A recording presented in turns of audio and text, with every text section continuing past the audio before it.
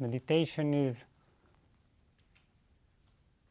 is fulfilled when at a certain point in your meditation there is no meditator. Usually when we sit to meditate, there is a certain feeling of a center that is meditating. I am meditating. There is a certain a center of practice, a doer, someone who is doing meditation. This center is directing the meditation, is controlling the meditation, is in relationship with the meditation. And it is also the center of all the thoughts and emotions and the different states of consciousness that arise during the meditation. But then at a certain point, when you meditate deeply enough, this feeling of a center of the meditation disappears. It is a little similar to how we practiced yesterday the empty body, you see? Because the empty body is not just a warm-up, an energetic warm-up, a way to unblock overstuffed chakras. The empty body conveys a tremendous spiritual truth, and that is that in reality what we feel is dense and filled with substance is actually immaterial. It is like a rainbow in the sky. This is one of the most persistent terms, metaphors that are used in Vajrayana is this, like a rainbow in the sky. Why rainbow? It doesn't mean that very colorful and or a mystical sign. A rainbow is something that seems real to us. It seems substantial, but it is really just a play, right? It is a vision that has no substance. It appears to be, it is real, and it is unreal at the same time.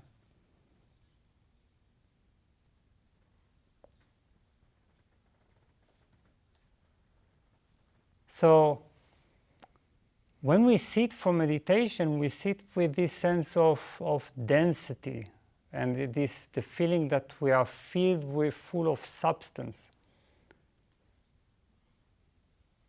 But then at a certain point, something happens. We are no longer meditating on space, on silence. We are space. We are silence.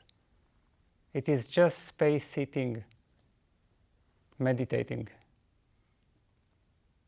And the sense of I am at the center of it all simply becomes submerged in an ocean of stillness.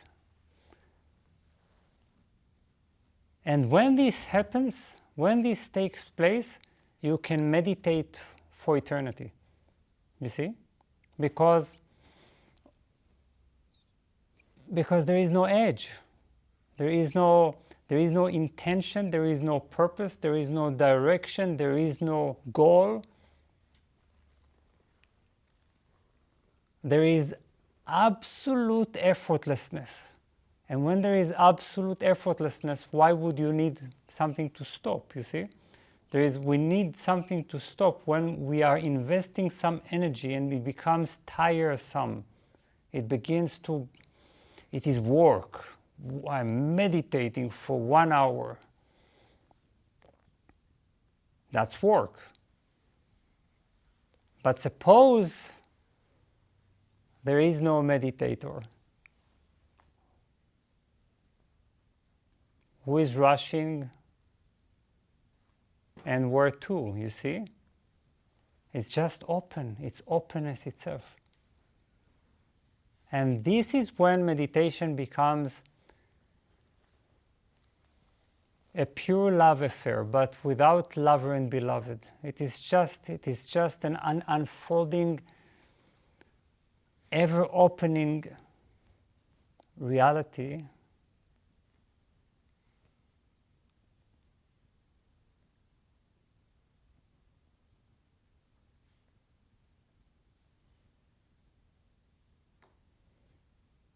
Now, how can you reach that? You ask. You cannot, because naturally anything that is all about dissolving the meditator, if you even have an intention, a focus, a wish, then of course there is a meditator, right?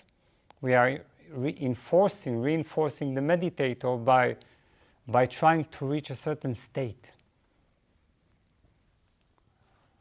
But the meditator is the end of state. It's when there are no states. Of course, there are still states. Just like clouds are taking different shapes in the sky, and still there is no substance. Of course, there will be many states.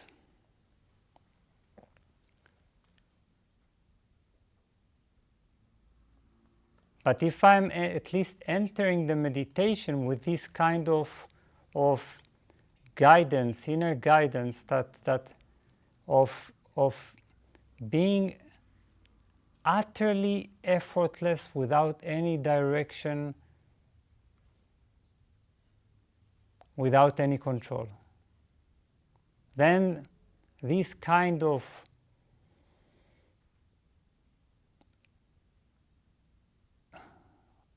open approach can lead to this leap into the non-meditator state, non-meditator reality.